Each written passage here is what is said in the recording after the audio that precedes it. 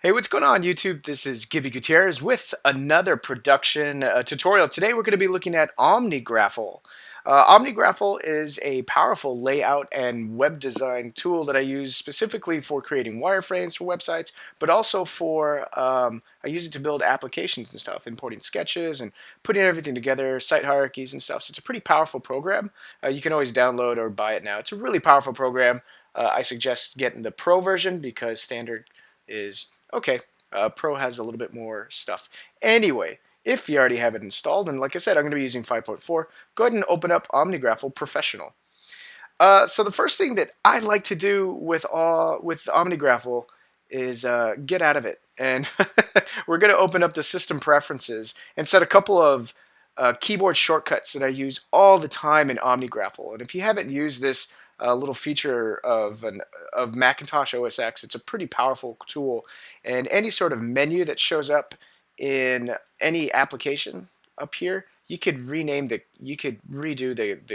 the shortcut for it. And so I work a lot in Adobe Photoshop and Adobe products, and so they've set the standard on a lot of the way the workflow is for some of these things. And so the first thing we're going to do is set some shortcuts, some application shortcuts for Omnigraffle. And it's really easy. Just go into your keyboard under your system preferences, and there's a tab that says shortcuts, and we're going to add one. And not all applications. We're actually going to look for Omnigraffle somewhere down here. Omnigraffle. Sounds like Gryffindor every time I say it. And the first thing I'm going to add is zoom in. Zoom in, like in all Adobe stuff, I like to control plus it. Excuse me, command plus, which is command equals. And we're going to add that. The second one that I do is zoom out, because we zoom in and out a lot in Omnigraffle. Zoom out. Type that in. It has to be exact on the menu title, just a little heads up. We're going to add that. And there's a couple of other ones. We're going to talk about them, but it's really easy just to add them now. The first one that I like to add is group. You're going to be grouping objects all the time in Omnigraffle.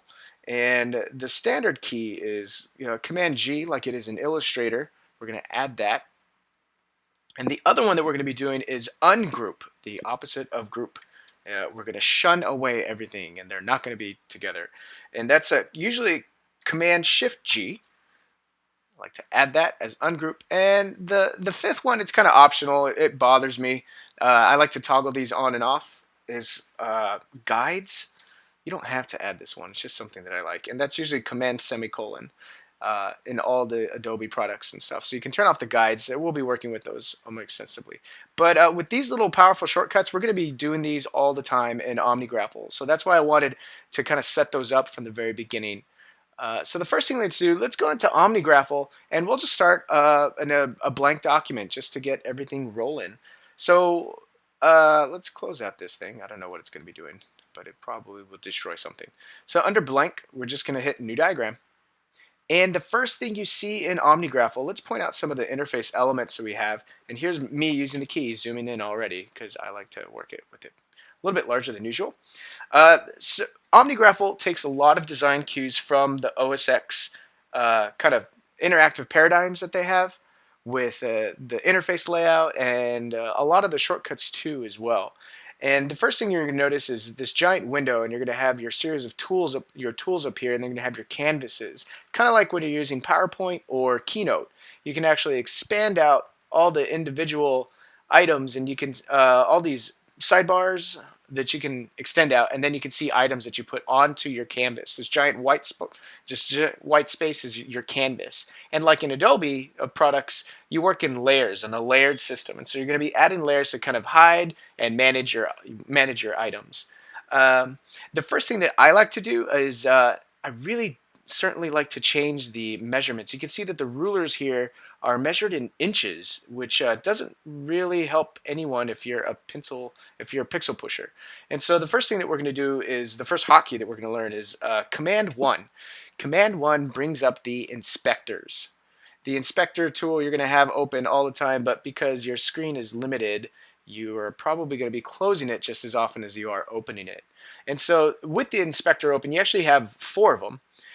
They start with the styling, you have properties, the canvas size, and document data. And the first thing that we're going to modify is the ruler units. And so down in the canvas area, we're ruler units. We're going to change that to pixels, and it makes everybody easier, especially when you're designing web pages and when you're designing screens for mobile applications. You really need pixels rather than inches. It's just a whole lot easier. That's usually the first thing I do. Let's go over some of the stuff. So we already opened up this menu right here are your inspectors. You can toggle them on and off just by clicking Command 1, 2, 3, and 4. Apparently 4 gets rid of all of them, but I usually just work with them expanded, and when I need to get rid of it, I'll close it and then just bring it back up.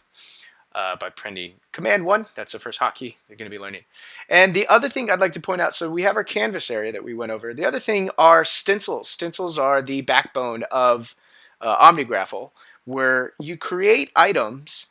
You probably have common. You probably don't have these other ones. You can create custom stencils, but stencils allow you, and you can always expand it out and get a little bit of a bigger view of items. Stencils allow you to drag and drop elements that you've used all the time. And so if you create a button, for example, this one says fills, but we'll put it in here. This is going to be button. That's amazing, right? This button now, you could duplicate this as many times as you want. And it's great because this is the whole thing about Omnigraffle, is being able to lay things out. It's a layout application. And as you see, we've added items into the canvas, and they're showing up in our little sidebar over here. I typically don't work with this, but it's really great to use if you're finding and looking for certain objects. If you add text in here too, it's going to show up, but we'll get into that in just a little bit later. So now that you know what the three main kind of pieces to this are, the inspector, the canvas, and your stencils, let's go ahead and select these and hit delete so we can get. So we'll start with a clean slate on this, or clean canvas on this. I'd like to point out some of the menu options. We already went over the canvas, this outline that you have, and also your sidebar. Your sidebar gives a mediocre miniature preview of what's going on the canvas. But up here are your main tools. You have your pointer, your shape tool, your line tool, and your text tool. Those are going to be like the big ones you use all the time. And this sidebar may or may not be expanded. This is your subset of tools. I don't find myself using these too often. Just because they do a lot of automated stuff, although it's great, and we're going to go over them right now. So with the pointer tool selected, you can go ahead and drag in elements from your stencil set over here. I'm sticking to common because I know for sure that everybody has that. So let's scroll down to shapes. Let's pick this rectangle. We'll put this out here, and we can play around with it. And just like in most every modern application, you can change the size and width of everything. And so let's take this rectangle, just squish it around a bit, and that's what you do with your pointer. You drag and drop stuff. If you ever wanted to make sure that, we're going to go over this a little bit later too, but if you ever wanted to make sure that nothing moves or that you can't select it, if you're hovering over an object or you have it selected, hit right click, and then you want to hit lock, and now that object will not be moved. You can select it, but it's purple, so that way you're not going to get in trouble. You can always unlock it as well. I'm not sure if there's a keyboard shortcut for that, but I know that the icon for it exists up here in the menu as well. I find myself not really using it, and we're going to get to that in a second. And so with the pointer tool, you can move and manipulate everything just like in any sort of production software that you have. And back to the quick keyboard shortcuts that we had dictated earlier, if you zoom in a bit, now that our canvas is ginormous, and just like in Adobe products everywhere, if you hold down the space bar, you're going to bring up your hand icon to move around the canvas, and within this little space, it's going to go to the edge to edge. But you know, in case you're working in a zoomed in kind of mode, like this, not that far. It's too much. Whoa, pull back, pull back. This is what you're going to be doing. Hold down spacebar and move around your canvas this way. That's great. Let's get rid of you giant box that we pulled in from the stencils. The next tool that we're going to look over is the shape tool. So if you click down on this, it's going to default to whatever is in this tiny little window right here. In this case, it's one circle, so it's a one-time use circle. But you can really pull anything out. A lot of times I'm using a rectangle. So why don't we go ahead and click that. I think the default is a rectangle. I don't know what just happened to my one, but that randomly went away. That's when that one comes back. That means that it's a one-time use. When it's left on, it's going to be continuous. And so with our rectangle selected in the shape tool, go ahead and left click and click and drag, and this is what it makes a shape, just like what you would expect. Um, this is where switching back and forth and knowing these keys. This is a V tool. If you click V, you're going to switch back to your pointer tool. But I like to click on it, make sure that I am for sure using the pointer tool. So we just drew out a rectangle. That's lovely. But if you want a square, much like in other, there's our one. Much like in most production software, if you hold down Shift while you left click and drag out that shape, it'll constrain the proportions. So let's hold down Shift and left click and drag it out. And you can see no matter what we're doing, we're creating a square of equal size, of equal width and height. And we just drew that. And the same thing works with the ellipsis. In this case, it's a circle tool. The circle tool, if you just arbitrarily left click and drag it out, you can see that you can change the shape. But if you wanted a perfect circle, let's click on this again. You're going to hold down Shift and draw the shape out, and you can get a perfectly symmetrical circle. Isn't that lovely? Let's get rid of this. Let's get rid of these guys. Because I want to point out something else. So we're going to keep our circle on the canvas, and we're going to go back to our inspectors right over here. Whoops. We're going to go down to properties, geometry. If you ever wanted to manually change this, for whatever reason, whenever you're moving around stuff, it doesn't snap to whole numbers. You can see right up here the horizontal and vertical position of an object. You have all these bizarre half points, and you can go in and manipulate them 279 just to hold numbers. But there's two ways of manipulating that stuff. One is in here. This is the position, and the two set of numbers right next to it are the dimensions of the shape itself. So let's make this a little bit more ellipse-like, and we'll change this to oh, I don't know, let's do 50. You can see it's we now have a skinny, very lean oval, very sanguine oval. But that's one way of changing the shape aside from manually doing this. And you can see that there's that no whole numbers roundy uppy functionality. Thank you very much. And percentage of Omnigraffle. But if you wanted to make sure that you are on shape, on everything, and this is really important when it comes to building out websites or buttons, you can change and manipulate the shape of it right here. And also in the inspectors under geometry, the same information carries over. So let's make this 60, and you see that 60 showed up here. And then we can move it around because we have our pointer.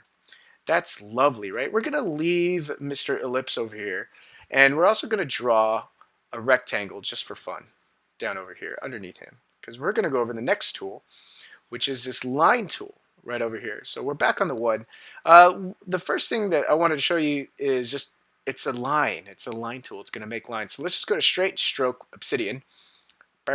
And you see that you have your little crosshairs right here. And if you left click once, you've created a point for your line. And you can see I've let go, and so it's creating this line like it would be. And whenever you feel that you're done, you can hit return, and it's created yourself a line. I wanted to point something else out with this, so let's go back to our line tool. We'll click on it. Let's left click to start the line, and as we get closer to an object, Omnigraffle has smart guides. You can turn them on and off. I usually work with them. They're mostly smart. They should be called semi-smart. Kind of smart. Let's say mostly smart guides. But the other thing is it has some contextual snapping as well. And so you can see that our line, as we get closer to it, will actually kind of snap to this this particular object that we've created in case our long ellipse. And so once we're to it, we're going to hit return or enter.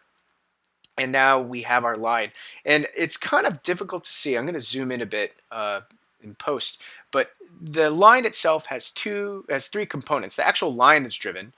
Sometimes there'll be a midpoint. We're going to go over that in a sec. But there's always endpoints and head points and tail points right here. And the great part about Omnigraffle is not only can you take individual points, but you can take the whole line. Right now it's stuck to this guy. If we wanted to free this line, let's click on the line.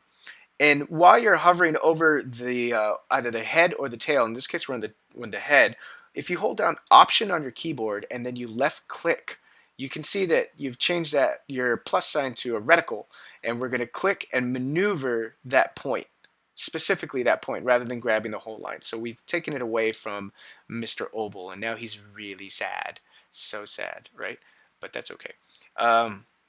Yay, so there's our line tool. Another cool thing about line tools, if you hold down shift, it'll probably, it snaps to 45 and 45-degree angles on your thing. So that way you can always have a straight line either up and down, left and right, or at 45 degrees. It comes in real handy when you need to get a little precise when snapping two things. There's that. One other thing with the line tool that's kind of hidden, but not too hidden. So with the line tool selected, with your line selected, if you go over again to your point, if you right click on it, you're going to get some options like you would with any other object that's on thing. But here is where you can actually manipulate the line as well. And so in this case, we're going to put a tail arrow on. And this is another really important part. There's a lot of visual language involved with these lines. Let's give this an open arrowhead. So you can see that we've just created that. And we're going to do something different with this one. So let's click over let's hover, bring up our reticle. Excuse me. Click on the actual point and then right click on it again. Why are you doing this to me, Omnigraffle, in the middle of a demonstration? And let's, I think it's contextual. Okay, there we go. So as you go, not on the point, but close enough to the point, right click on it, and we're going to change the arrow. Let's do an open circle at this point. So now we have sort of Mars, but not really. We have our line, we've modified it. Another modification, if you wanted to change the actual line of it, once it's selected and you go back into your inspector, this style window is the first one, so it's Command 1. It's always the first one, or in case you have it closed, Command 1. We're going to go into the stroke right here. And the stroke, you get a bunch of options for modifying your line. You can get fancy with the dashes, and that updates in real time. So once you do that, you can kind of see where it's going and then modify the stuff in between, the thickness of it. That's great. And completely legible, but that's great. I'll undo that. Oh gosh, what's happening? That's fine. And so if you wanted to change anything, just go into the style under lines. Lines apply to the stroke, and lines apply to not just the lines that you created, but also to shapes. And so if you wanted to change the stroke of this oval to match up with this guy over here, hey, what's up? Now we're friends. Oh, we point away from each other. We're pointing at this guy who's different. Yeah, but soon I'm going to be the same because this is what happens. Woo, we're all dash, but then that doesn't, whoops, I don't know what I said. That doesn't make sense, and that would destroy our demonstration. Yes, so now that we're all masters of lines, it's time to master the other big thing of Omnigraffle, and that's text. Text is lovely, lovely, lovely, lovely. Everybody's going to be typing. So there's two ways of getting text. One is clicking on the actual text of stuff. If you click on the text box, you can click and you can start typing. This is, amazing. Isn't that great? And we have our text. If you wanted to manipulate your text, it's the same sort of process. There's two ways of doing it. You can click on it and then go into the inspector, hit the T, and you have a range of options. I will say the range is kind of limiting because on this first glance it looks like it's mostly for paragraph formatting. However, once you click on this A, you get the other Mac OS inspector, and you can change anything you want. So once you have this selected, just like in Word or every other thing, let's use Lotto. Let's give it a 64 point. It's too big. Just kidding. 12. It's fine. Bold, italics. And so this is all based off of your font library. This is great. So now we have the biggest functionality of Omnigraffle out of the way. Let's zoom out and kind of see what kind of damage we've done. And we've drawn shapes. We've done text. We've done arrows. And the other thing about text is any object that's on here has a text field in the middle. So if you just double click on it, you can start typing text in here, which is great because text is wonderful in an oval, but in here it becomes a button. How about click me? Click me. Yay, we have a button. That's great. So there's a couple of ways of entering text, and of course a couple of ways of formatting the text. The next thing I want to talk about is not the crazy extra interface buttons up here, but we want to talk about the stencils a little bit. So as you might have noticed, I had this stencil shown up when it was first there. And again, stencils are a really powerful part of Omnigraffle. There's a bunch of prefabricated things. You can even create your own stencils. We'll be doing that near the end of the tutorial. And from here, you get to draw, drag and drop elements as you see fit, and then you can duplicate them as you want by dragging more, or whatever's on the canvas, you can literally command and copy this. So you command C that, we'll paste that over here. You can also do what Adobe does. You can hold down Alt and drag it, and it creates lots of them, but we don't want this many on board. We don't even like the double purple arrows. Not that we have anything against double purple arrows, but you know, we just can't have too many in the neighborhood. They're cleaning up our black and white theme that we got going on here. This is great. So back to stencils. Yes, these are they're a very powerful part of Omnigraffle. And you know what? You're not the first person to use Omnigraffle, so there's tons of custom stuff. But for the purposes of this tutorial, which is specifically to tell people about wireframing for user experience design and designing web pages and creating flowcharts, I'm gonna show you a couple of stencils that are really common. However, installing stencils is not as simple as you think. It's kind of annoying. So this is what we're gonna do. We're going to hide Omnigraffle, and I have a link to this in the description. This is an Omnigraffle tutorial folder, and in this folder there's a couple of things. There's a couple of Illustrator icons that I created for a project a million years ago, and there's also this zipped folder called Omnigraffle Work Stencils. In this is a folder called Stencils, and there's 3 stencils that I have in here. One is Koenig Wireframe Stencils version 3 free. They're G-stencil files, and touch gesture templates is also really cool in WebLays. We're not going to talk about these last two, but they're just really good tools for helping you get there. But what I want you guys to do is double click on the Koenig Wireframe Stencils.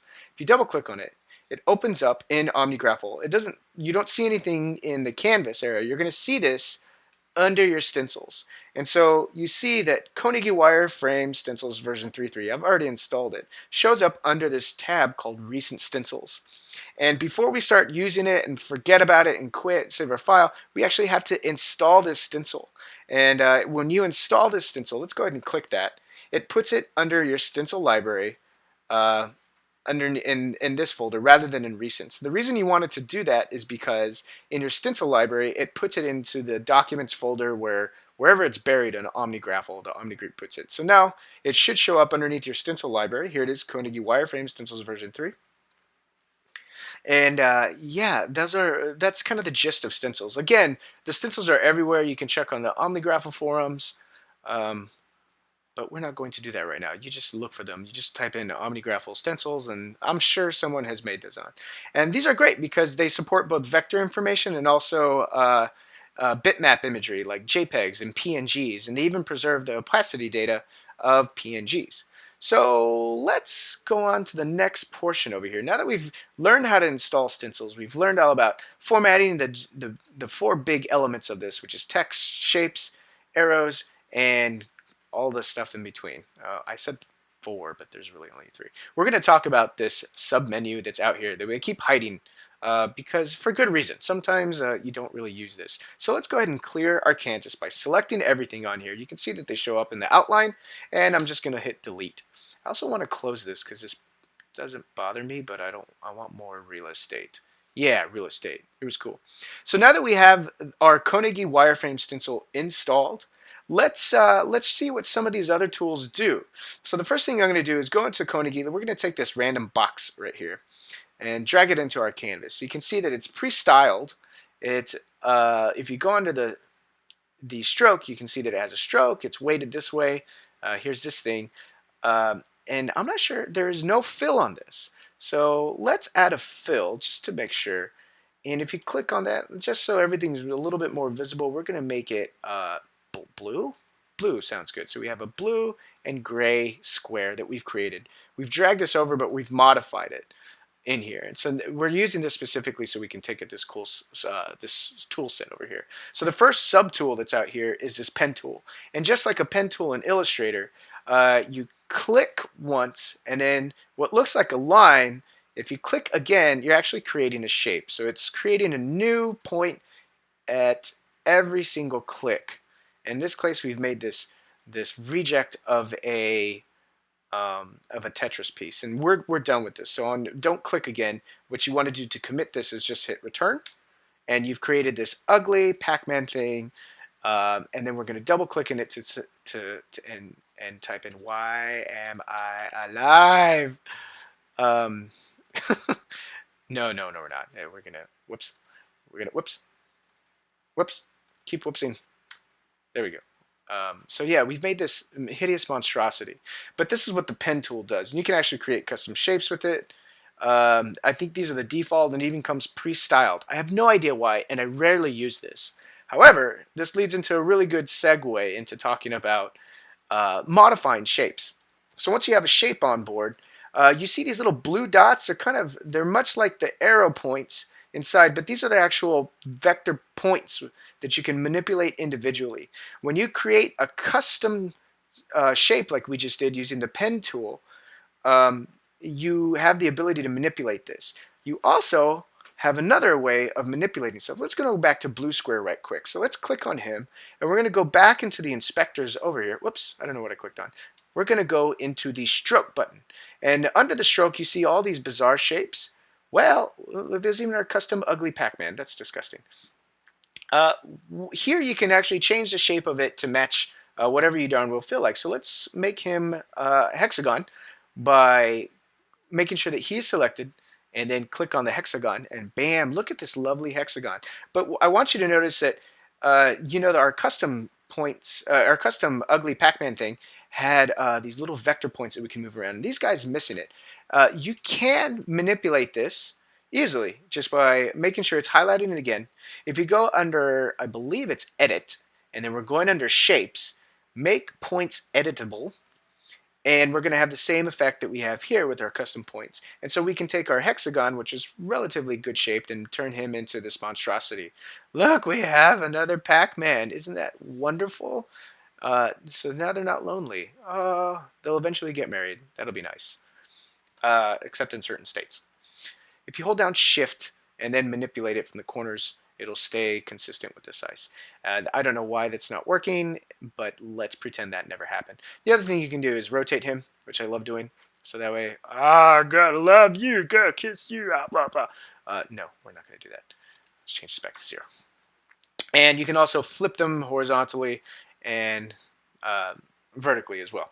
So that's how you manipulate shapes. It's pretty darn easy. But we're going to get rid of both of the ugly Pac-Mans. And we're going to bring back, next time, let's go to Rounded Square. Rounded Corner Square. He's a good buddy of mine. I use him all the time. I want to point out that you could change the roundy corner radius by going under the stroke tool and this slider. It's really easy. You can make it super round or super soft. It depends on what iOS you're looking at. So if you're looking at iOS 7, you're probably at about a 3, and iOS 5 and 6 was about a 5, maybe. I don't know. There's some sort of guideline somewhere that tells me that. But you can always do that with any shape. So even if we brought in Square Guy over here, we can get, right now his corner radius is nothing. We can give him super roundy corners. It's 12, but that's too much right now. So that's good. Let's go back to Roundy Square. And let's change up his style a little bit. So let's change the color right quick to pink, because why not? And let's go back to his fill and give him purple. That's just purple. Click on this and make him purple. That's lovely, right? You have a pink purple square thing, and he's just the happiest thing in the bee. Happy. Oh, here's another opportunity to format the text. So you see how he is not centered. This text is not centered within this object. It is not a big problem at all. It's just the way that the default was set up for this particular Koenig's name. So let's go under the text. And I told you that a lot of this particular menu right here for text under this inspector is for paragraphs. We're going to go ahead and do this down here. We're not going to wrap to shape. We want this just to float in the middle down over there. And we also want it centered, so that way it's always centered. And we have our happy square. Isn't that lovely? We've changed his color for a specific reason. So now we're going to bring in other square, normal square. Hey, what's up? I'm normal. We're going to look at this tool right here, first. This is the style brush, and it replicates an object styles, just like it says in the helper menu. So the first thing you want to, there's a workflow to it though. So with your objects in here, let's click on the style brush, and it turns into a tiny little brush. We're gonna click on the happy pink purple guy, click on him, and so now you can sort of tell, but the paintbrush has changed to pink. If you click it again, and then we click it on any object that's in here, we're going to change him into a pink thing because this is how the world works now. And so even if you drag in some bizarre thing, I don't even know what this is. Let's see if we can change the style of it. Whoops, what did I do? Doesn't matter. Let's click on the brush. Let's see if this works. Oh, look, the speech's bubble call out. We changed it exactly to that. So it's more like let's conform to this. But that's a pretty useful tool, especially when you're working with specific styles of stuff. The other thing I'd like to point out is it does have a drop-down menu once you've manipulated it in any way, and you want to clear the contents so that way it's clear again. We'll click out of that, and we'll delete you, monstrosity. We'll also get rid of you. But we're going to keep Happy Cube for the next tool, which is the clone stamp tool, the rubber stamp tool. The first thing that we're going to do is, it's just like the stroke. We're going to select the object that we want to clone and click that there. It's now loaded, so every time we click on the stamper, we can create this as much as we want. Oh, look at that. Sometimes that's a little too happy, right? Happy, happy, square, square. Got this going on right here. These are all wonderful. So we're going to keep our happy guys over here. And the reason we're going to do that is because we're going to look at this tool. You thought I skipped it, but I didn't. It's the diagram tool. It's pretty fun. It's slightly unintuitive. I rarely use it because it's too automated for me, and sometimes the results are a little stupid, to say the least. So let's click on it. And now that this is, oops, I lied about that. Let's not click on it. Let's go back to our pointer. This is how the diagram works. So let's click on our happies, right? We're going to click this one first, this guy, then this guy. And now let's click on our diagram tool. With these grouped objects selected, if you click on the diagram tool, you see that the cursor has changed into this weird, whatever that is. I don't know what that is. An exploding square star. With these selected, you can see the little selection boxes kind of highlighted. You click on the diagram tool, and it creates a box, a connection, a diagram based on whatever was last selected. And so the last thing we had selected was one of these happy guys, so we created a happy box, except its topic. That's just the default that it names to. So let's say, let's move all of our happy guys away from each other for just a second. And we're going to bring in this guy, and let's give a roundy guy over here, and dotted line guy. These are wonderful. So let's, in this order, we're going to click on square guy, roundy corner, and dash line. And then we're going to hit the diagram button again, click them outside, and what did it take? Oh, it took the first one this time. Okay, so I guess it's the first one. Either way, this is exactly what the diagram tool does. The only nice thing is it creates this effect of dragging this out. So if in case you're arranging stuff, you know, it's really easy to do that. And then you can change this topic. No one likes to talk. Hot topic. Oops, I can't spell. Just like that store. And again, let's format this text so that way it is centered, and yeah, that's good enough. Centered and centered. So these hot topics, we got these, and this, and then that. So now you know how the diagram tool works. I'm not a big fan of it. I don't use it much, but I wanted to make sure that you guys use it because it's great for creating site hierarchies. You know, when you're building out your home page. Home. Why are you doing this to me? You know what? I don't need you. I'm going to make a shape myself. Home. So nice, right? And then we have, we're duplicating that over. I'm going to call this content 1. We'll call this, let's get rid of home. Content 2. And profile. Whoops. Line these up. Lovely, right? And let's select all of them. Bring up our diagram tool. Bam, put this in here. Zoom out a bit. Now we have our home page. Isn't that great? So we just created an entire site diagram in like 3 seconds. It doesn't look pretty, but you know what? That's what you guys do as designers, so it's all good. La la la. Let's get rid of this.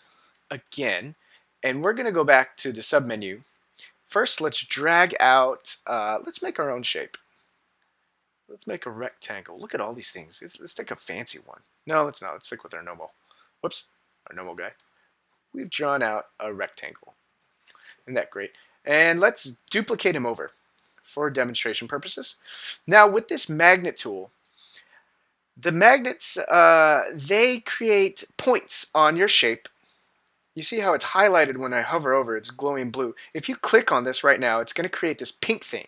This pink thing is a magnet on your shape, and thankfully the smart guides are turned on, so it can tell you where it's kind of like in the middle. The magnets go away once you click on it. However, they're very specific to, you can't even see it when you're manipulating it, so we're going to keep this guy over here, and we're going to color him red because he's a magnet. Red. So this guy, these are the exact same shapes, except we added a magnet to this one. I want to show you what magnets do.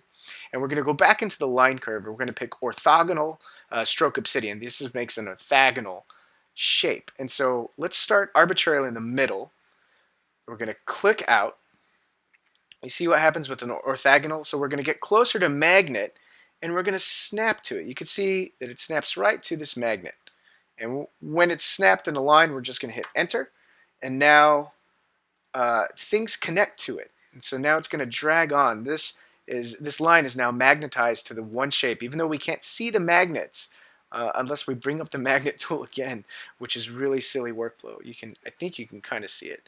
That didn't help, but there is a little pink tiny outline that you can actually manipulate.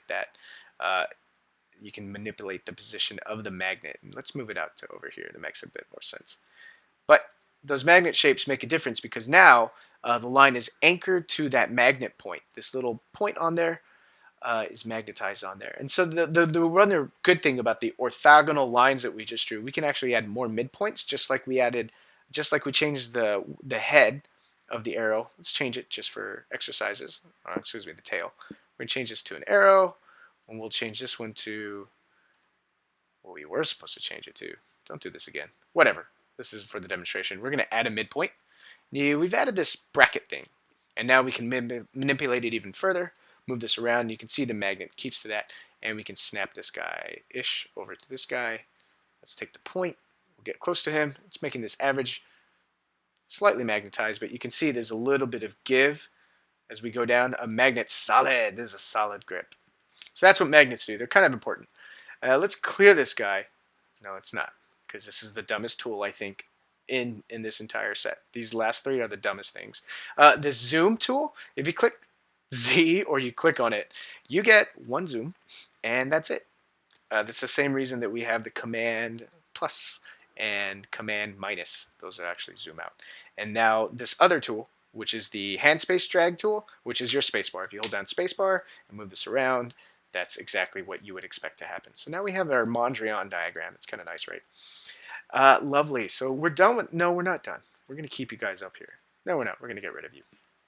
There's another thing that's very important to layout, and that's sending things backwards and forwards, just like you do in PowerPoint. You know, the order of things matters. So let's change these a bit. Let's give this guy a fill. You'll be blue. You're going to be, I don't know what you're going to be.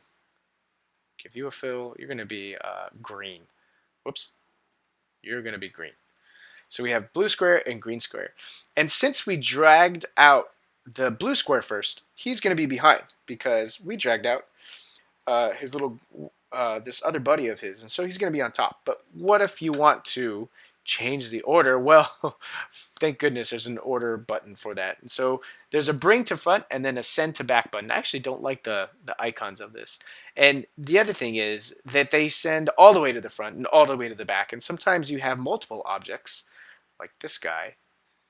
He's absolutely on top. This is middle, and this is the third. However, if you just wanted to make him go in the middle, you can't. You have to send him to the back, and then bring this guy. Let's send him back to. Now he's in the middle. You can see that he sits comfortably in there. I don't like using this menu item at all. I think it's really silly.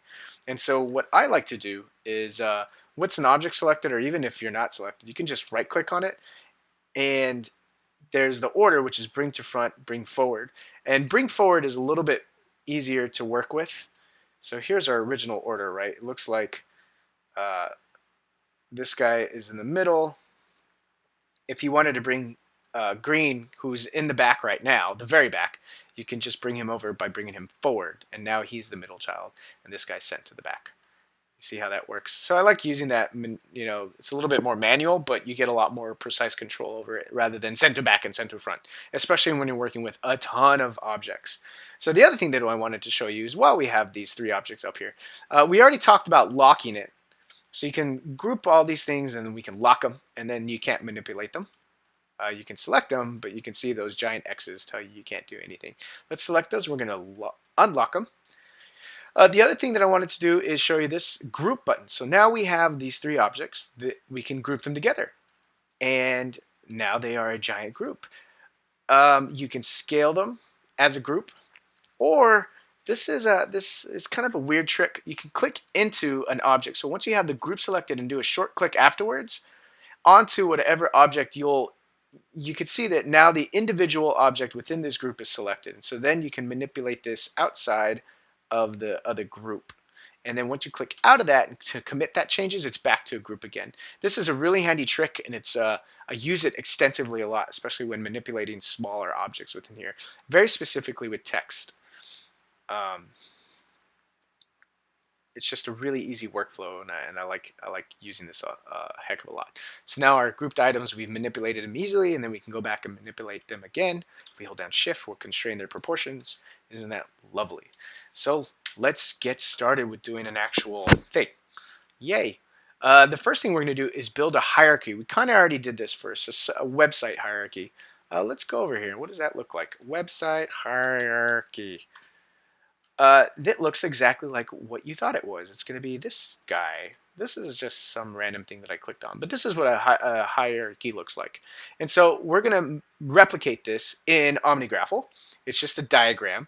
So let's go back to the common library so that way we can make this really ugly, or not so ugly. No offense to Omnigraffle, they just did this. So let's click on this guy right here. This guy is going to be our content 1 page. Let's stretch him out a little bit. And like we said, there's a million ways to do things in Omnigraffle. We're going to do this first, this random tool way. Let's duplicate this guy by holding down Option. And I held down Shift so that way it stays on the same plane. We're going to do that again. And then we're going to call this Profile, and we'll call this, I don't know, FAQ. So now we have our three guys selected. You can see that they have drop shadows. I don't like that drop shadow. So what I want to do is select all those objects, and we're going to go into this drop shadow, and we're going to uncheck it, and that creates no drop shadow. These particular squares are formatted with the gradient fill. So if you go underneath, we've been working with solid a lot. Linear blend will create that, and you can actually manipulate the colors. Let's make it pink. Isn't that great? No, it's terrible. That's the worst idea. We're just going to work with this. And now we're going to create a linked home site to it. So we're going to select all of these, and using the diagram tool, we're going to click on that with those three selected, and presto, we've created this diagram. But it didn't quite do what I wanted it to do. You see, it created all this bizarreness. I guess they are theoretically linked, but this is just the silliest way of doing it this way. So we're going to undo that hot mess, and we're going to connect these manually. You remember that these were just regular shapes that we dropped out. And so what we're going to do, let's duplicate this over again. We're going to call this guy home. And now, using our line tool, we're going to create this. Let's go back to we just need a straight one. And so with our reticle in place, let's click in the middle. We're going to draw one out to content 1. You can see it's already snapping. Oh, these are magnetized, but we don't want that. We want it up here.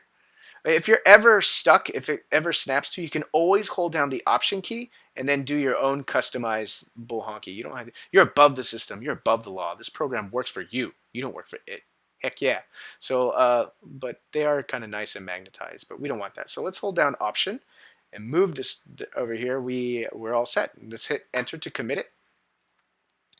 And we've created an association from this to that. Whoops. Get it over here.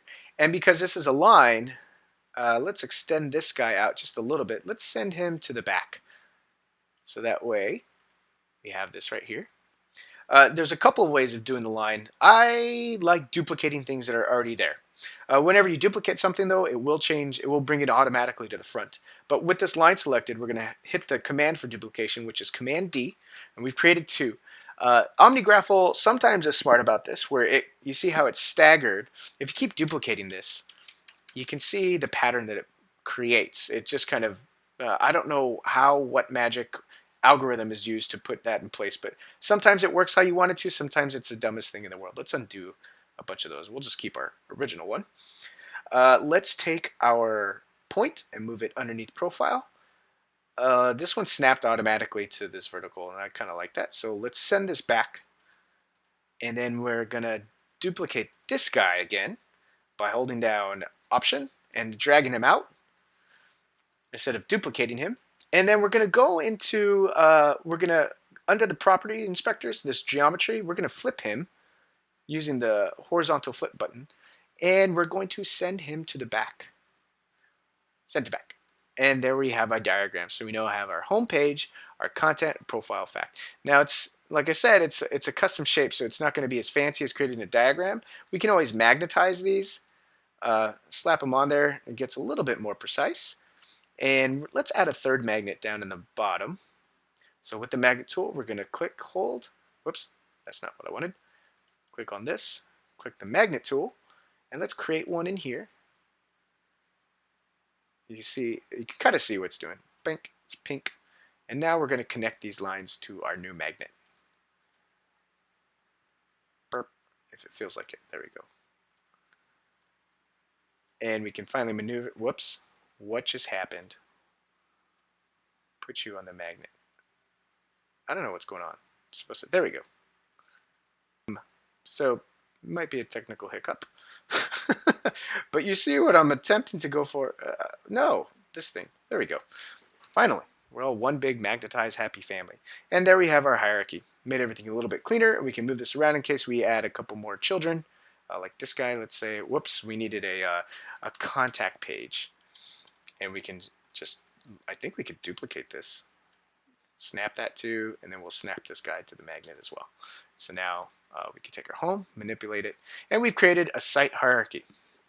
That's great. If we zoom out, you can see our hierarchy is taking up a crap ton of space. We've only given ourselves, after converting to pixels, our diagram is only 600 pixels big. So the next topic that I want to talk about is changing the size of your canvas. It's really, really important. But like Mac things, there's a little bit of a trick to it. So increasing the canvas size is a little bizarre. It's linked directly to the page setup. When back in the day you used to print out things. Yeah, no one ever does that. If you go to page setup, this is going to tell you what the page attributes are. And so this is my home computer. This is my home printer right here. But the paper size is what's dictating the size of this, the size of this canvas. So let's make it a bit bigger than a US letter. Let's just go to, what's bigger? I think an A5 is larger. Okay, A5, and let's see what happens when we hit OK. So you can see nothing much happened. We actually shrunk a bit, and that's terrible. So what I want to do is undo that. But it doesn't matter, because you know what? We're going to customize the crap out of this. So let's go back to page setup. Instead of US letter, we're going to manage our custom size. They already have one right there, 17 by 22. Manage custom sizes. So we have a 17 by 22 one. But one of my favorite sizes that I like to work with, which fits really well with printing out on a 17 by 22 paper, is just doubling that. So we're going to add a custom one. And instead of 8.5 wide, we're going to make it 34 by 44. We're going to hit OK. Well, let's name this. We can name it 34 by 44 just to keep everybody happy, right? So click OK. And we're going to change the orientation to horizontal. Hit OK, and we should have a much larger canvas now. Look at how huge this is. This is too big. No, it's not. It really isn't. You're going to be doing this a heck of a lot, and you want your stuff to be ginormous. And so I'll show you just how big. Well, actually, this is too big. I don't know why I made it this large. Let's keep on doing this. We'll go back into our page setup.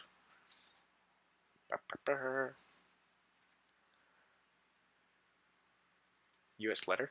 No, do our custom size. Let's do 17 by 22 because it was already there. 22 wide, 17 height. Hit OK.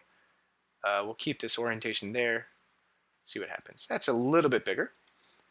We have a little bit more room. And I'll show you why we need this room. So right now, on the pixel side, we're about 15 something or another. 15 and some change.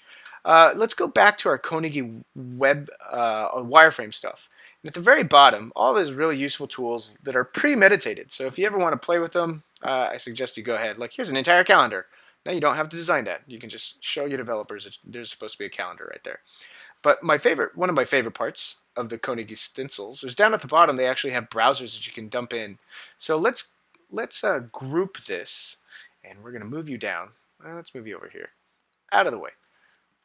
And we're going to take this browser. So under Konig frames, at the very bottom, there's a web browser stuff. We're going to take this whole desktop one and drag it onto our canvas. And you can see now we have the beginnings of a web page. We already know exactly what's going here.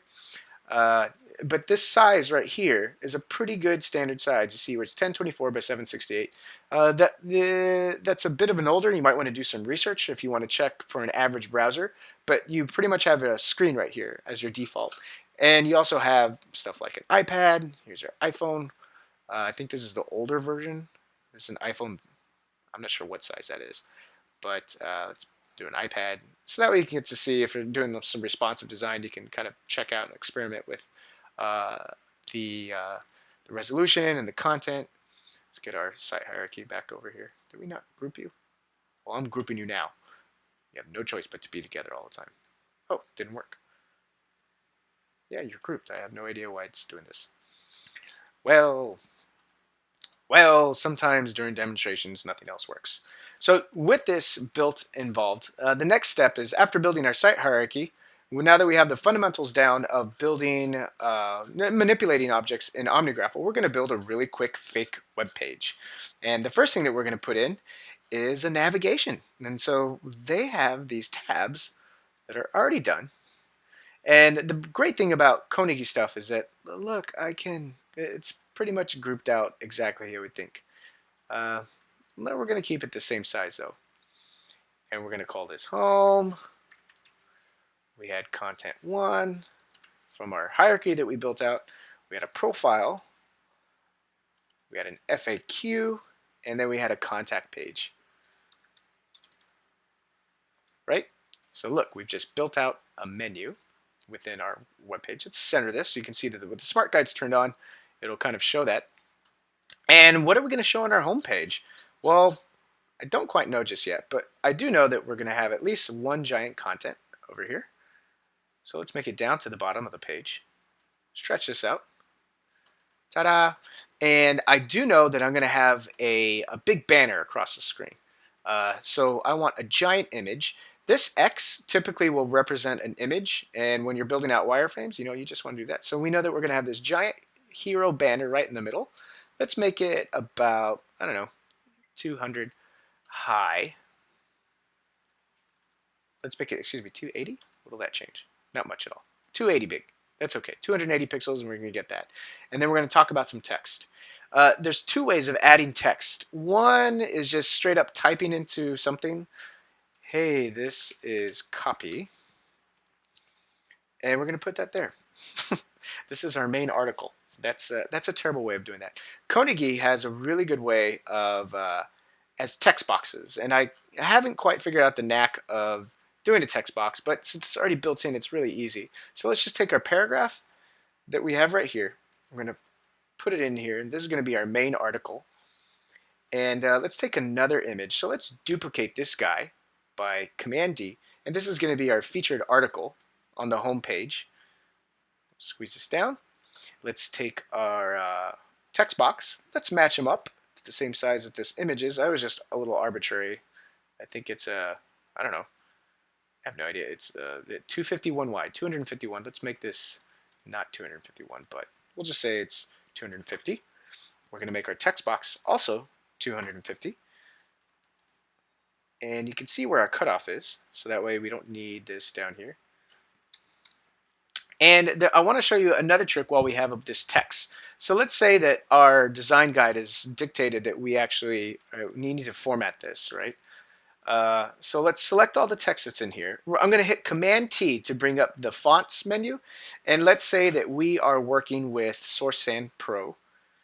This one's a free a web, uh, a web font that you could use from Google. Let's change that. We're going to be working at 12 because that's our body paragraph formatting. But you know, this is a really generic kind of thing, and sometimes your copy editor or whenever the developers were, they're going to need that specific format. So I like to insert a bunch of Latin, very specifically lorem ipsum, and I'm going to show you a little trick with this.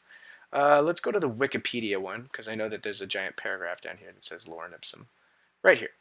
Common is a blah blah blah. So we're going to copy this, selecting Command Copy, coming back into Omnigraffle. And in order, if we just straight up select all and then paste what we just selected from the web, it didn't format it. In fact, if you look at it, it strips it directly from that format from the web page, including the background. It's kind of hard to see, but if there's a color information along with that, and we didn't want that. So let's undo that. We want to stick with the formatting that we had here. And this is a really cool trick. It'll save you a lot of time, especially when building out content.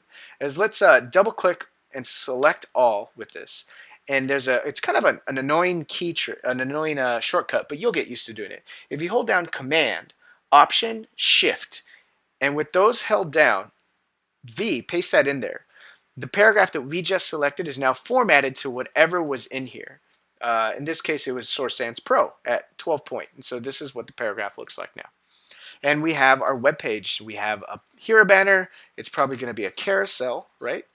I don't think Konig has a carousel, but that's okay because this is a great time to make our own carousel thingy. Let's go and make a circle. We're going to take our first circle and hold down Shift so we make a perfect circle. Let's make him, I don't know, 11 points. That sounds good. We're going to bring him over there. Since this is the active state, it's going to need some other ones because let's say there's 3 images, right? Let's line these up. Let's get them looking a little bit nicer. Select all 3. We'll center them so that way people know that there are 3 images going on. But we need to format these so that way the carousel understands that these are inactive and this is the active one. So let's change the state. Under the, whoops, what happened? 1.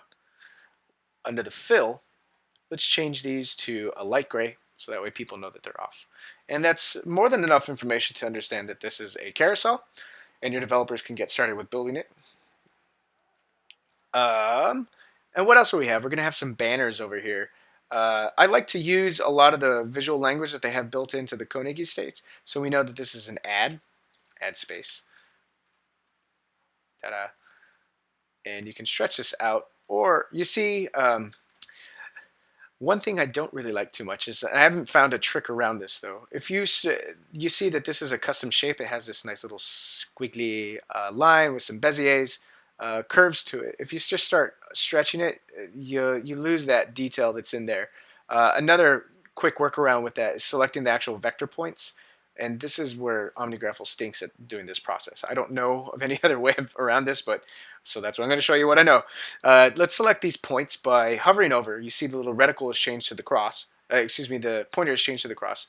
Hold down Shift, because we're going to, hold down Command while we click on this. Now that the vector points are added, let's click on this guy and select the third one. Whoops. Ta-da. Am I doing something wrong? It's holding Shift, the Shift.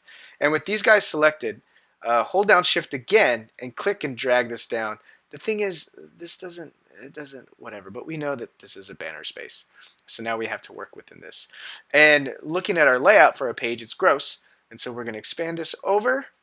We're going to bring our text image over.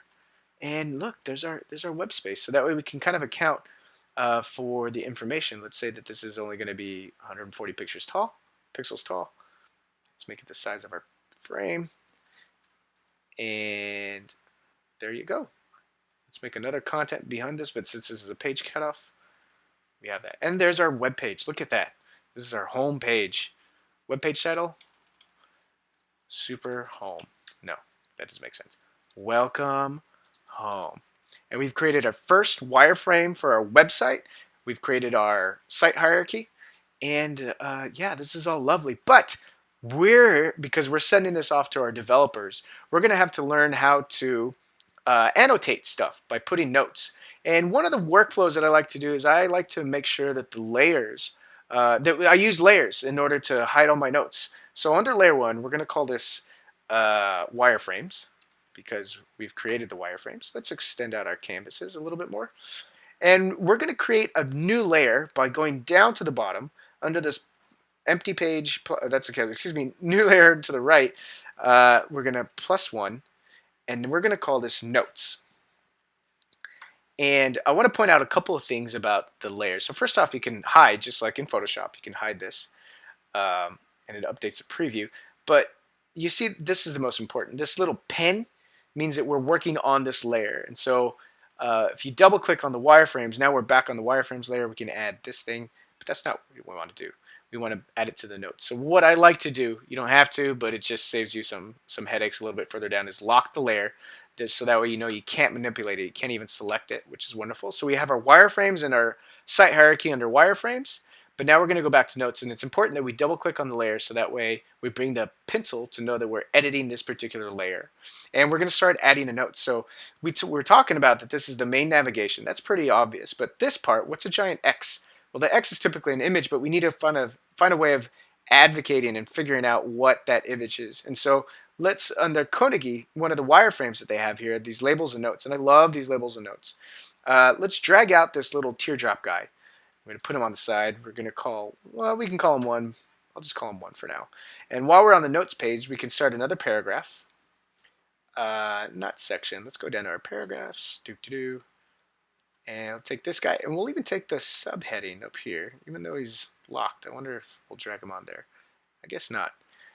I like to create notes for my developers. This is the hero banner. And where does it come from? Marketing provides this image. It will always be 124 by 348. I made those numbers up.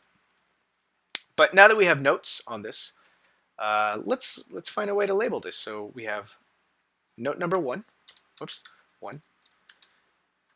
Let's make it so it's understandable. And what are we going to call this? This is the hero image. So that way you're starting your taxonomy document. Everybody's on the same page. Bam. So number 1 is your hero image. You got that? And it's on your notes. And so you can always turn this off and turn it back on. So that way people know exactly what these are over here. And I like to keep a separate note section over here. Let's start another little custom text field. We'll call this Annotations. I don't know how to spell annotations. Let's make this a little bit bigger. Let's make it a different font. So that way, Source and Pro. Sounds great. Make it a little bit bigger. Annotations. Perfect. This guy will go underneath. Line him up. And now we have our annotation section. So every time we're creating notes for our developers, let's use this thing, the add space. Add banner. We're going to call this note number 2. Sorry. And what I like to do is just copy pasta all the stuff. Control C. Whoops. V. Whoops. I don't know what that was. This is note number 2, and this is called the add space. Add banner space. And then we tell our developers what it is.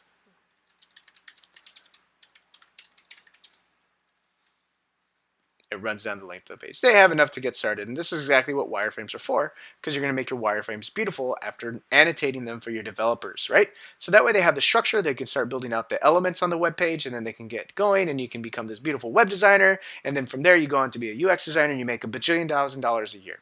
Isn't that great? Wonderful. And so the last thing of this lesson, phew, I know, it feels like we've already learned an entire program in one night, which you have. The next thing we're doing is we're going to learn how to create our own custom stencils. Oh no, there's 2 things left. There's importing other stuff from other programs, but right now we're still in Omnigraffle.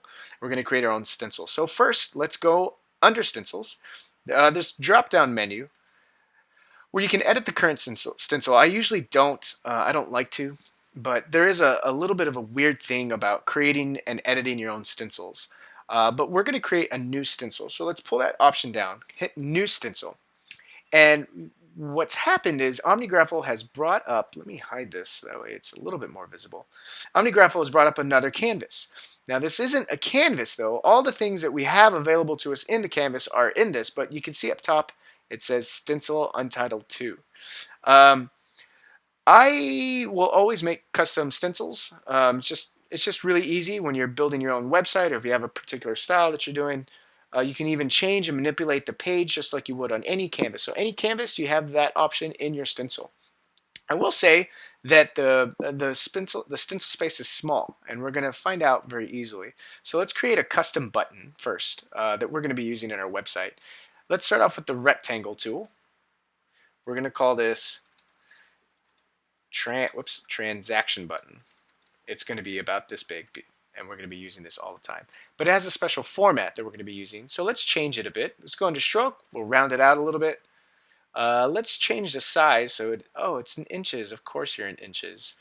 We're going to change this to pixels like normal people. And let's say that it's always going to be 280 pixels wide and 90 high. And because this is a transaction button that has to do with money, let's change the fill of this to green. And let's change the stroke to something not black. Let's change it to darker green. We'll bump up the thickness so that way it looks like a real transaction button. Let's get rid of the shadow because buttons won't have shadows on our website. Let's highlight the text and we'll format the text. This is going to be Source Sans Pro since I've been using it and that didn't work that I was hoping for. Source. Oh yeah, if you go back in here, recently used, it's a lot easier. We've been using Source Sans Pro, and of course it's not showing up because I don't know why. You know, sometimes Omnigraffle does the weirdest things. You just have to work around it. Just take a deep breath and keep going on. So Source Sour. Perfect. Source Sans Pro or Sour. Let's make it bold and about 18 point. Perfect. Not really. Transaction button. So we know that our transaction button is always going to be like this. Let's change the color of it too. Bring it back up. Let's click on T. This brings up your colors. We're going to make it white. That work? Sometimes it works. White. There we go. So this is our transaction button. And this is our custom stencil. Right? This is lovely. We've created a stencil that exists just like another one. You can see that manipulating it changes just like that. However, we need to save it. So under Untitled 2, leave G stencil on there. I created my own custom stencil earlier. We're going to save this to the desktop. Desktop. And we're going to call this custom stencil for website. We're going to hit return and it saves it. And we're going to run, and we can close this now because now it's showing up just like when we first installed the Koenig stencil. We now have our Untitled 2. It should have been not Untitled 2. I don't understand what's going on. Custom stencil for website. There we go. So let's go back to custom file. Missing. Of course it's missing. This is why I told you to install this. Now I don't know where it is. I really don't know where it is. Well, I know for sure that we saved it right here on the desktop. So we can double click on it. And then we're going to hit install before we do anything. So that way it doesn't have a fart all over itself. And now it shows up in our stencil library like a normal thing. This is why working with stencils can be a pain in the butt. There we go. There's our transaction call to action. And we've created our own stencil. Let's go back to editing it because now we're going to, well, no, let's not. Let's go over here. So we finally found our dream image in our for our canvas. So let's hide our notes temporarily. We're going to lock it so we don't manipulate it. Let's go back to our wireframes right quick. Let's go back to Koenig too because I can't stand looking at that giant green thing. And let's say that this image specifically, let's unlock it so I can actually maneuver with it. This image right here, we know exactly what it's supposed to be. And this is where Omnigraffle is pretty cool. You can drag just about anything into it and it'll work. So let's go to the interwebs. I always found this really cute cat picture on Imager because why not, right? If you haven't done this before, Macintosh is really forgiving about the way you drag stuff into it. And so we're going to take this kitten picture. It's kind of a big resolution, doesn't matter. We're going to click and hold it. And once you left click and hold and start moving, it turns into that plus. Let's Command Tab back to Omnigraffle, or you can maneuver it with the mouse. And see how it's still active? We're going to let go of it and drop it into the canvas. Look at our kitty picture. Oh my God, so cute. Whatever, it's too big. So we're going to shrink it down. Shrink it down. Wow, that was a really big image.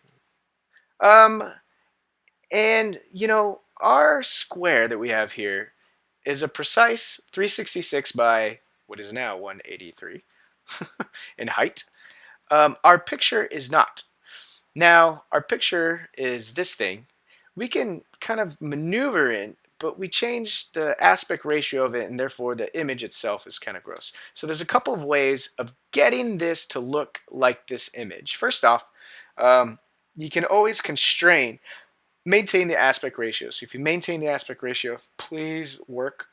It's not working. Of course it's not working. If you just hold down Shift, screw you, maintain aspect ratio, making me look like a fool more than I already am. We can kind of shimmy it into place, or you can squeeze it so that way it fits exactly into that 366 by 183. But we don't want that. We want these cats to be really nice. We want this image optimized. So let's make it back a little bit bigger. There's one wonderful way of manipulating images. There's several ways of manipulating images in Omnigraffle. So let's go under the inspector under image, and you see these ugly icons. The first one is, I don't even know what this does. I've never used it. This one right here is freeform transformation. It lets you squish and contort, but you lose the aspect ratio of it, which would change the image. The biggest thing that I like to use the image manipulation for is this guy right here. It's the natural size. So if you click on natural size, the first thing that it did was it enlarged the original picture. You remember that originally, back on the internet, this is a really large image. So when we dragged it into Omnigraffle, it created this ginormous image. But it's the correct size. And so we want this image to match this size right here, which is 366 by 183. So now we can click on the image that is now naturalized, and we're at, what was it, 366 by 183. With this highlighted, we can now change the width to 366 by 183, and that doesn't look right. Whatever, because we can stretch it out and maneuver it this way. 183. I don't know what I typed in. Maybe 83. But this isn't what we wanted. This isn't the effect that we wanted. However, this is a kind of a wonky way of manipulating this. But once the image is naturalized and you got it to size or whatever process you want, here is this preview window. And if you manipulate it, you can see that you can change the imagery. So there's just the cat eyes. Aw. But what we really want is to scale this. So that way it kind of fits within that. So by moving this, you can see what's changing on screen, and then you can kind of maneuver in this preview window. It's both terrible and fun and not very good because sometimes you can overshoot things and it becomes too small and you can see the results in there. So you just kind of want to fill it as best you can, and then we'll maneuver it and center it the best way you can. This is just a wireframe, so it's not the end of the world. This changes the opacity, but we're going to leave that at 100%. And now we have our pretty much image that fits inside this shell. And that's one way of manipulating images. I will say that it can get kind of annoying just dragging directly from the browser. So what I like to do, let's go back to Imager. We can find, oh, I don't know, this elephant is really cute, right? Oh, can I borrow a suitcase? I only have a little truck. That's so cute. I like dragging stuff from the desktop. It makes it a little bit easier, and you stay true to the website. I mean, excuse me, to the size of stuff. And so with this, we just drag it onto the canvas, and it's lovely. Look at that. We can do the same kind of minute. So this guy is going to be our advertisement. That'd be a bad example because this is like a custom shape, and I don't know how to do those weird ass masks. So we're just going to get rid of that. But that's another way of doing this. Throw that away. The other way, I also want to point out that PNG data is preserved. So let's look up, oh, I don't know, computer icon PNG. Go into images. Does this one, this is an icon. This guy? Yes, perfect. So I'm using Google Chrome, and this is a really nice tool once you're searching for images.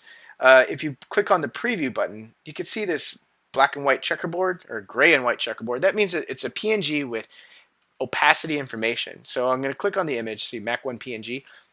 This is one of the nuances. If you kind of click and drag this into Omnigraffle, sometimes, oh, it worked this time. It'll preserve the opacity information. I'm not sure why it does this, but every now and then it'll come in just as a giant block of that. So the safest bet is to drop it onto the desktop, and with your PNG then bring it back into here, and it still preserves that opacity information. And this is going to be one of the carousels up here. We'll just kind of shift it into place because I don't care that much about it. Lovely, right? So the other things that we can do, and I'm including it with this zip file that's in the description. I have a series of icons that I made in Illustrator for an application that was released a while ago. Let's double click and open that into Illustrator, because one thing about Omnigraffle is that it is vector based. All these shapes are vector based, which is why we can modify these anchor points and the Beziers of all the shapes that we create. But we're going to go into Illustrator. And we're going to make sure that my file opened up. Donna, don't show this again. I've used this all the time and I don't understand. Let's open up our Dream Trips icons. Here they are. And I'm going to show you this trick because this is a wonderful way of, if you spend a ton of time creating icons in Illustrator, you can always bring them into Omnigraffle. So we're going to take this guy right here, this little camera icon.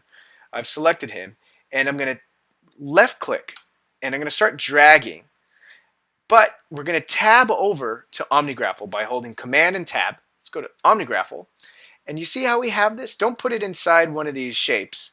We just want it free of form on the canvas, and we're going to let go, and there's our actual vector. It's our vector file. It's brought that in. I'm not sure what backend magic is using. I don't know you can't manipulate it, so I don't think you can. I haven't found a way to manipulate it. I should clarify. Let's see if we can just do the shapes, modify points. Yeah, that did nothing. You see, I've run into this problem before. However, if you've done a bunch of icons in Illustrator, they can be preserved easily by moving it into Omnigraffle. So we'll just put that in here. Let's just say that this camera icon is attached to the profile. And so if you created a bunch of them, you can create little images. This is the profile page. Here's the little camera. This is the off state. That's the active state. But that's one way of adding all this stuff into Omnigraffle, and it's a pretty important tool. Hey, you're coming to the front, buddy. Oh no, we're gonna leave you down there. I forgot there's a web page. So now we've created a hierarchy. We've worked with layers to create notes. We've actually have them hidden right now. Bam, bring those up. See how organized you are? You're such a good UX designer. We'll go back to a wireframe so that we can start manipulating them. And that's pretty much this introductory tutorial to Omnigraffle. I'll be doing some more advanced stuff a little bit later. I'm teaching part-time a user experience class, and so we're getting into a lot of the crux of this stuff. But this should get you a pretty good foothold into using Omnigraffle, and I look forward to sharing more information with you. And please, don't say bad words like that. I didn't say that. Keep this PG or PG-13 as best we can. Yes, so thanks for tuning in, and I look forward to teaching you more about Omnigraffle. Thanks, and have a good one.